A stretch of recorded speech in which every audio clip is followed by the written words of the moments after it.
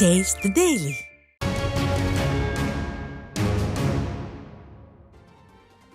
திருவண்ணாமலை மாவட்டம் செய்யாறில் அதிமுக மாவட்ட அலுவலகத்தில் நடைபெற்ற ஆலோசனைக் கூட்டத்தில் கழக பொதுச் செயலாளர் எடப்பாடி கே பழனிசாமியின் பிறந்தநாள் விழாவை சிறப்பாக கொண்டாடுவது என முடிவு எடுக்கப்பட்டுள்ளது.